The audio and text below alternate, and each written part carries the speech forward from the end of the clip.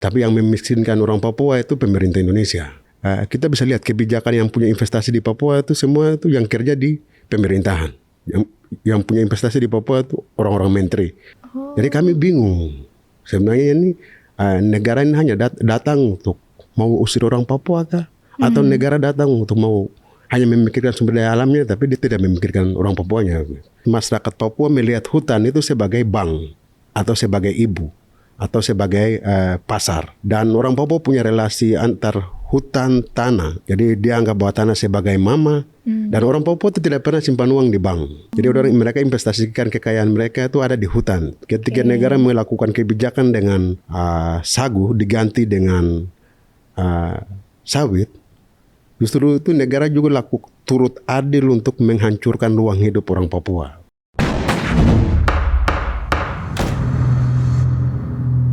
Halo Sobat Sore, selamat datang di podcast Senin Sore, ngobrol sore seru sambil nyantai. Halo semuanya, kembali lagi bersama aku Farah. Dan di episode kali ini kita akan kembali membahas social and legal issue yang lagi happening. Lebih tepatnya kita akan kupas tuntas terkait apa saja sih yang sudah dihisap dari tanah Papua. Nah, untuk membahas hal itu lebih lanjut, tentu aku gak sendiri karena sudah bergabung dengan aku di studio Kak Ambrosius Mulai. Selamat sore Kak Ambros. Selamat sore. Kabar baik ke hari ini Kak? Kalau di Jakarta kabar baik, tapi kalau di Papua selalu kabar buruk. Kabar buruk ya. Nah, seperti obrolan kita hari ini, mungkin kabar Kak Ambros dan aku nih baik, tapi di Papua tidak baik-baik saja Kak Ambros ya. Benar. Karena ya seperti yang tadi aku bilang, apa saja sih yang udah dihisap dari tanah Papua ini kan ibaratnya Papua nih surga kecil yang jatuh ke bumi gitu ya. Kaya banget nih sumber daya alamnya ya Kak Ambros ya. Tapi kalau kita lihat datanya, itu kan tingkat kemiskinannya tuh masih tinggi ya. Menurut Kak Ambros, kenapa sih orang Papua nih yang tinggal dengan kekayaan alam yang sangat luar biasa itu justru hidupnya tuh berbanding terbalik nih Kak? Sebenarnya ini refleksi panjang pasca Papua dianeksasi ke dalam Indonesia ya. Ini problem lain, kebijakan politik yang salah di Papua. Itu satu, sejarah masa lalu dan sebagainya. Dan juga yang kedua itu adanya praktek ekstraktivisme yang dilakukan oleh negara. Jadi seakan-akan di Papua itu tanah yang kosong, kemudian dia bisa olah semaunya gitu, tanpa melihat atau mengukur kemampuan dan juga mengukur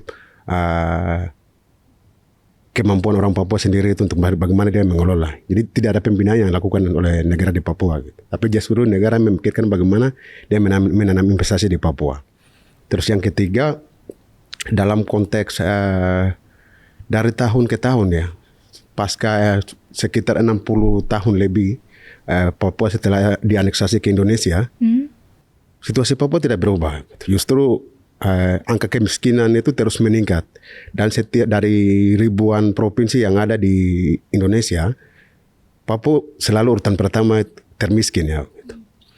Dalam konteks sumber daya alamnya ini, justru Papua lebih kaya dibanding Pulau Jawa, bahkan pulau-pulau yang lainnya gitu. Karena di Papua sendiri itu tidak hanya ada emas, tapi batu bara, uranium, minyak, gas, dan berbagai isinya.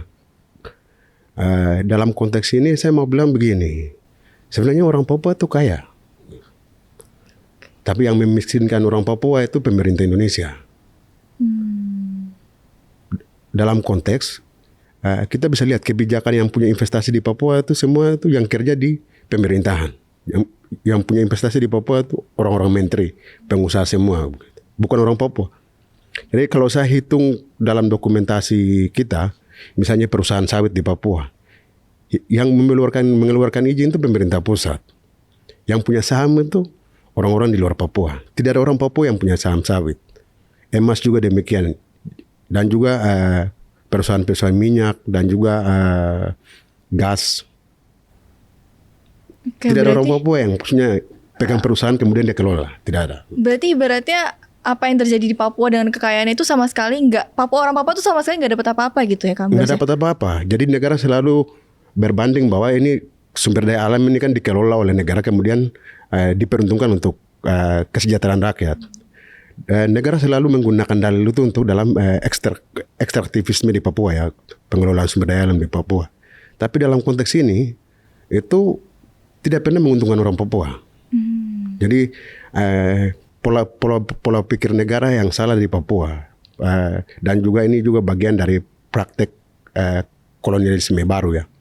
Dalam konteks praktek Belanda dulu datang ke jajah Indonesia, dia hanya datang untuk mengkeruk sumber daya alamnya. Gitu. Praktek yang sama pemerintah Indonesia lakukan di Papua.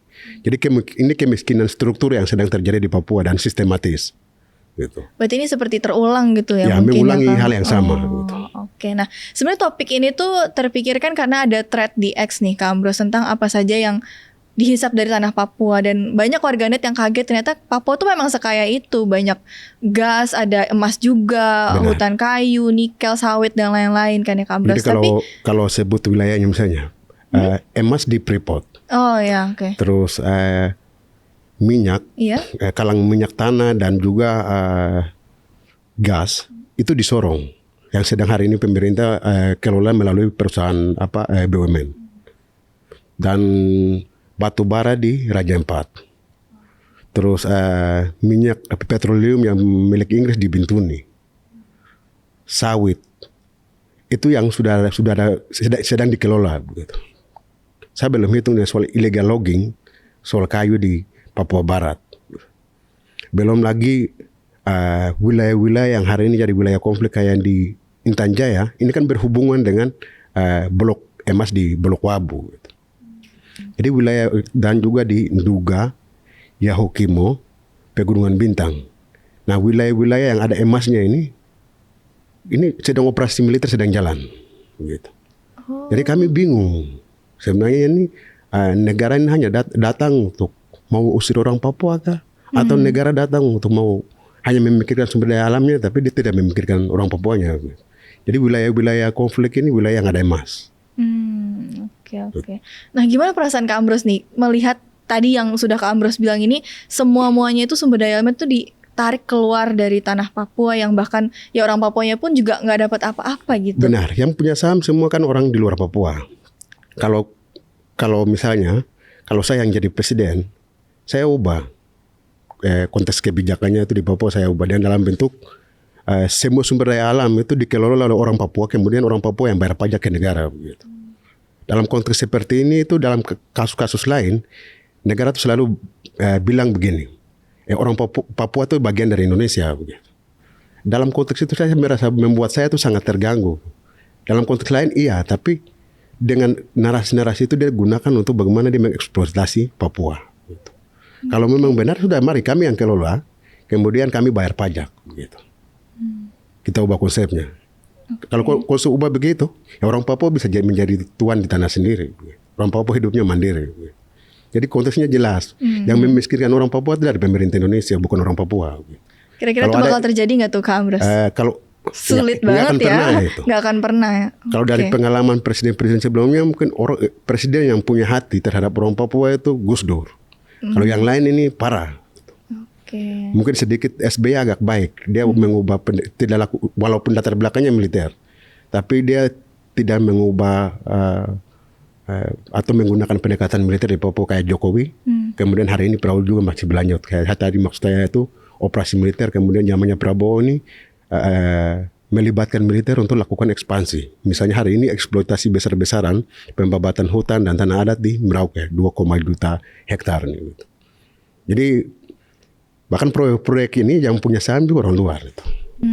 Nah kan tadi kita ngomongin Freeport nih kan ya Kak Ambrose. Nah kalau misalnya kita ngomongin nilai produksi dari Freeport ini kan pasti tinggi ya, miliaran US dollar bahkan ya Kak Ambrose. Berarti apakah masyarakat di sekitar situ tuh, di sekitar Timika situ berarti memang belum bisa dikatakan sejahtera atau gimana nih Kak Ambrose? Sebenarnya itu Freeport ini kan dia hadir, orang Papua bilang penjajahan di Papua itu karena kehadiran Freeport. Mulanya? Awal mula. Mulanya, oke. Jadi kontrak karya Freeport itu sebelum PPRA 1969. Jadi kontrak karya Freeport itu dilakukan 1967. Jadi beberapa tahun sebelum PPRA dilaksanakan. Jadi kami orang Papua selalu bilang bahwa status Freeport itu ilegal di Papua. Karena awal masih kepentingan ekonomi, hari ini orang Papua hidup menderita ini. Orang Papua dibunuh dan sebagainya. Kalau dalam konteks Freeport ini kan di Timika. Yang punya Freeport itu orang Amue dan Kamoro. Gitu. Hari ini Mama Yosepa Longma, dia salah satu perempuan yang lakukan perlawanan hanya karena hak mereka Gunung Minangkabau dikeruk. Gitu. Tapi hari ini nasibnya negara tidak perhatikan. Tidak ada kebijakan yang memihak ke mereka. Selain itu, Freeport sudah beroperasi hampir 50 mau masuk 50 tahun lebih. Gitu. Kalau dari 1967 ya. Itu juga ada pasca proses eksplorasinya itu, hari ini pembuangan limbah itu masif. Limbah tiling. Hari ini kayak kampung di Agimuga, Jita, itu mengalami dampak sungai-sungainya terjadi pendangkalan, ribuan ikan mati, masyarakatnya itu terdampak dan karena mereka sedang kekurangan air bersih. Jadi misalnya dari kampung Agimuga, Jita mau ke Kota Timika, itu ikuti laut bebas dan mereka harus karena lautnya itu terjadi pendangkalan, mereka harus ambil jaraknya terlalu jauh. Bahkan banyak peristiwa yang terjadi, perahunya balik, orang-orang yang meninggal. Sampai hari ini negara juga tidak bertanggung jawab. Begitu. Dan anak-anak yang hidup di sekitaran beberapa kampung yang saya sebut itu, mereka mandi badan gatal-gatal. Nah, airnya itu sudah tercemar, limbah. Dan sampai hari ini persoalan ini itu sudah advokasikan sejak tahun 2023. Sampai hari ini Freeport tidak ambil kebijakan. Bahkan pemerintahan Jokowi maupun Prabowo yang sama. Gitu. Bahkan kasus ini kita sudah audiensi sampai advokasi sampai datang ke DPR RI. Gitu. Tapi respon mereka apa tuh Kak Ambrus? Apakah ibaratnya negara tuh tutup mata gitu, nggak mau melihat ini apa gimana? Waktu di audiensi sampai di DPR itu saya sangat ingat waktu itu yang pimpin sidang itu Pak Dedi. Dedi hari ini sudah jadi gubernur ya. Dedi Mulyadi. Dia fasilitasi Kementerian Lingkungan, Kementerian Kelautan dan juga Minerba. Karena apa? Dengan klaim bahwa pemerintah Indonesia mendapatkan 51% saham. Jadi kementerian-kementerian juga ikut bertanggung jawab terkait pembuangan limbah tiling ini. Sampai hari ini prosesnya tidak berjalan. Jadi audiensi doang yang diterima tapi langkah actionnya tuh nggak ada tidak gitu ada. Ya Kak Ambrus? Harusnya kan negara bertanggung jawab dong. Gitu. Negara hanya ambil emas. Jadi kalau hitung itu dalam 1 tahun itu pemerintah dapatkan itu kalau tidak salah itu 200 T dalam 1 tahun. Kantor Freeport yang ada di Kuningan ini dapat itu 4 triliun. Hanya bayar pajak ke Pemda DKI hanya karena kantor Freeport ada di Kuningan. Terus yang bikin mengecewakan orang Papua ini Freeportnya ada di Timika. Kemudian pemerintahan Jokowi bangun smelter di Jawa Timur. Begitu. Lucu kan? Kenapa tidak bangun di Papua saja? Begitu. Ketika smelter bangun di Jawa Timur, artinya Pemda Jawa Timur punya hak untuk kontrol soal pekerjaan loh. Dan dia bisa mendapatkan pajak. Terus kenapa dari Papua semua datang ke sini begitu? Kenapa tidak di Papua saja? Ini kan agak lucu kan? Bangun smelter di Papua supaya orang Papua bisa pekerjakan orang Papua di situ. Gitu.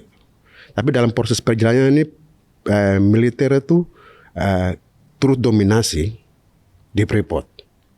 Selain militer-militer yang dilatih Australia untuk ditugaskan di Freeport. Bahkan kemarin-kemarin itu ada longsor dan ada sekitar 6 atau 7 orang yang meninggal ditimpa tanah.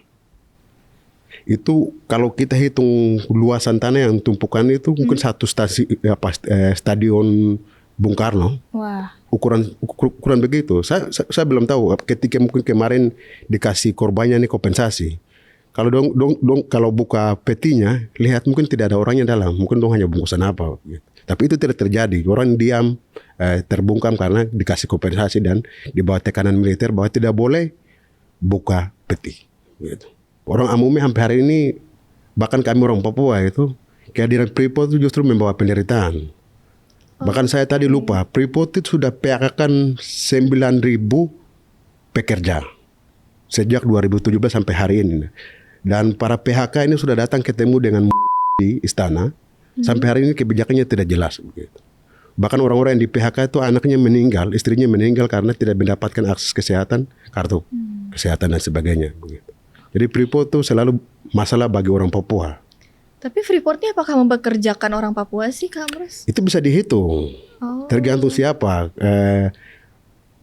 pejabat pengambil kebijakannya siapa. Gitu. Jadi Berarti bisa enggak? dihitung semua orang luar. Oke, mayoritas Justru- orang luar ya. Benar, justru di dalamnya itu misalnya kayak HRD, terus kepala bagian ini dan sebagainya, itu justru aparat militer aktif yang ambil bagian. Bahkan untuk suplai makanan saja itu orang partai. Jadi sudah bagi-bagi komisi. Siapa yang menyuplai minuman itu orang-orang anggota DPR RI. Siapa makanan itu partai kuning yang punya suplai makanan di Freeport. Bahkan yang lain-lain sudah bagi. Jadi tidak ada orang Papua yang menyuplai bahan ini dan sebagainya, tidak ada. Mungkin mereka hanya tahu itu pun karyawan tahu begitu. Oke. Nah, Kak Ambrose kan selain emas ini ada tambang nikel juga ya di Papua kan, juga masuk di Papua ya, Benar. tambang nikel nih kan. Bahkan Raja Ampat yang indah itu pun juga mau terancam nih karena hadirnya minerba nih. Gimana nih Benar. menurut Kak Ambrose melihat surga wisata Papua pun juga akhirnya terancam oleh minerba ini, akhirnya mau dieksploitasi juga apa gimana nih Kak Ambrose? Mungkin podcast kali lalu itu kan kami bahas soal gas nikel kan. Yang gak gitu. Jadi pasca orang komplain dan mungkin orang di luar Indonesia ini pikir, di luar Indonesia lagi, di luar Indonesia maupun di luar Papua mereka merasa bahwa orang hanya mengenal Raja Ampat. Jadi ketika Raja Ampat karena seterennya itu, isunya bisa viral.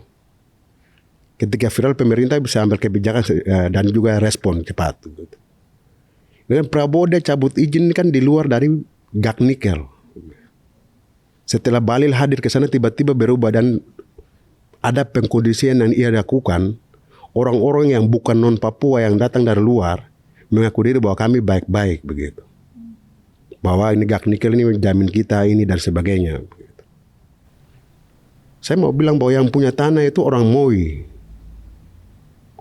Orang Moi saja itu dia tersingkir dari dominasi orang luar, kemudian dengan negara yang menggunakan pejabat negara yang menggunakan masa aksi bayaran untuk melanggengkan kepentingan dia. Jadi sebenarnya terjadi pengalihan isu dan Bahlil sangat berperan untuk bermain bagaimana mengamankan investasi nikel di Raja Ampat. Kalau dilihat dari konteks ini kan Raja Ampat kan diakui oleh UNESCO ya. Negara punya tanggung jawab dong, harus lindungi dan izinnya dicabut. Terus yang kedua ini gas nikel ini kan dia masuk di pulau-pulau kecil yang dilindungi dong. Harusnya dicabut. Jadi sebenarnya praktek hukum yang tumpang tindih itu negara lakukan di Papua. Gitu. Jadi nikel itu tidak hanya di gas nikel, tapi ada juga batu bara di samping sekitar 10.000 kilo. Sampingnya ada batu bara itu di Sorong. Ada juga eksploitasi besar-besaran gas dilakukan oleh BUMN. Minyak itu orang-orang Moi punya tanah. Baru orang-orang Moi ini hidupnya begitu-begitu saja. Tidak ada perubahan sama sekali. Eksploitasi masih. Jadi negara sebenarnya itu tidak serius. Tidak serius untuk menangani persoalan Papua. Negara hanya memikirkan untung saja. Dan juga saya ada pikir ada salah informasi yang disampaikan oleh pengambil kebijakan. Misalnya aparat yang mengelola informasi ini tidak sampaikan secara jujur. Bahkan menteri kayak Bahlil yang hadir di Raja Ampat, dia salah kasih informasi ke Prabowo dan Prabowo juga secara keliru mengambil keputusan. Jadi sebenarnya ini orang-orang yang bekerja secara tidak jujur. Bahkan Bahlil yang selama ini mengaku orang Papua, memang dia bukan orang Papua, tapi mengatasnamakan orang Papua, dia mendapatkan jabatan yang bagus dan dia makan banyak. Gitu. Tapi tidak berguna sama sekali kan bagi orang Papua gitu. Ya berguna untungnya bagi dia doang gitu ya Kak Ambrose ya. Bagi orang Papua tuh nggak ngerasa sama sekali nggak sih Kak Ambrose? Nggak ada sama sekali itu, tidak berguna. Iya, oke. Nah Kak Ambrose kan hutan di Papua ini juga banyak yang dibabat habis kan ya Kak Ambrose ya. Benar. Tapi apakah dampaknya tuh gimana sih bagi masyarakat di sana? Apa yang dirasakan oleh masyarakat adat ya terutama ya? Dalam konteks jadi di Papua ini banyak eksploitasi ya. Tidak hanya isi dari pohon sampai isi dalam tanahnya saja itu semua keruk. Begitu. dalam konteks pengelolaan hutan, ini kan yang punya wewenang mengeluarkan izin kan kementerian. Terkait misalnya Kementerian Lingkungan, dulu LHK ya. Kemudian dalam konteks masyarakat Papua melihat hutan itu sebagai bank atau sebagai ibu atau sebagai pasar. Dan orang Papua punya relasi antar hutan tanah. Jadi dia anggap bahwa tanah sebagai mama dan orang Papua itu tidak pernah simpan uang di bank. Jadi mereka investasikan kekayaan mereka itu ada di hutan. Ketika negara melakukan kebijakan dengan hutan kemudian kebun sagu diganti dengan sawit, justru itu negara juga turut adil untuk menghancurkan ruang hidup orang Papua. Selain eksploitasi kayu dan illegal logging yang keluar dari tanah Papua, kemudian kayu-kayunya itu dijual ke Singapura. Dulu itu ada salah satu mantan anggota DPR atau tentara yang ditangkap karena lakukan illegal logging di Papua Barat. Kalau untuk penghancuran hutan ini secara masif dilakukan oleh negara melalui izin-izin sawit di Sorong, terus Merauke, Jayapura, Sarmi, wilayah-wilayah ini jadi eksploitasi besar-besaran. Misalnya di Merauke ini kebijakan zamannya SBY pakai food state, dilanjutkan juga oleh hutan-hutannya itu dibongkar kemudian dijadikan sawah. Sawah itu jadi manggar, jadi rumah hantu. Kemudian program itu diubah oleh Jokowi dengan proyek PSN. Kemudian dilanjutkan oleh waktu itu kan zamannya Prabowo sebelum jadi presiden dia Kementerian Pertahanan kan. Nah Kementerian Pertahanan sangat berperan untuk mengamankan proyek ini begitu. Saya sangat ingat ketika waktu pidatonya Jokowi bilang bahwa apapun kapolda-kapolda yang tidak menjaga investasi akan diganti. Artinya apa? Ada perintah langsung untuk bagaimana aparat mengamankan itu. Jadi di posisi ini eksploitasi hutan di Papua, khususnya di Merauke 2,3 juta hektar ini dilakukan oleh Haji Isam yang ikut terlibat yang mendapatkan untung dari proyek ini begitu. Bahlil, Jokowi sendiri, Menteri Pertanian, Amran, dan juga ada selain itu mereka bekerja sama dan didukung oleh perusahaan yang ada sekitar 10 perusahaan, Martua Sitorus dan Fangiono. Selain perusahaan Agrinas dan di dalamnya itu komisaris mantan Bupati Merauke. Dia ini sebenarnya dituduh juga harusnya statusnya tersangka karena terkait dengan kasus korupsi 18 miliar.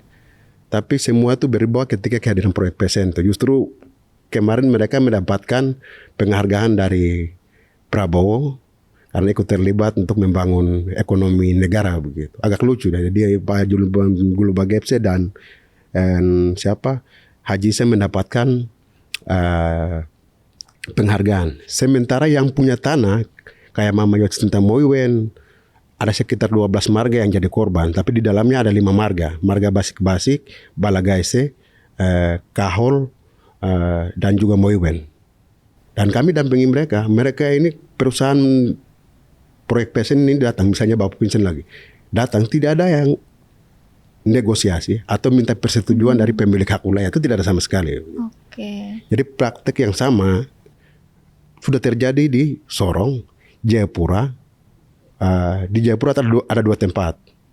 Di Namblong, terus di Kerom itu masif ekspansi kelapa sawit, belum lagi di Bovendigul, terus di Mapi. Jadi ada penambahan luasan lagi. Gitu. Jadi praktek-praktek ini tidak pernah melibatkan masyarakat adat atau orang asli Papua yang punya tanah, begitu. Masyarakat adat lah. Gitu. Sepihak, selalu sepihak. Jadi tidak ada konsultasi. Bahkan proyek PSN ini tidak ada AMDAL yang dijelaskan dan juga tidak ada partisipasi dari masyarakat adat. Oke Kak Ambros, kita harus berhenti di sini terlebih dahulu, tapi kita akan lanjut nih Sobat Sore untuk membahas lebih dalam lagi apa sih yang sudah dihisap lainnya nih dari tanah Papua itu sendiri. Jangan lupa juga untuk nonton part 2-nya di Senin sore minggu depan. Sampai jumpa di podcast Senin sore. Selamat sore dan sampai jumpa.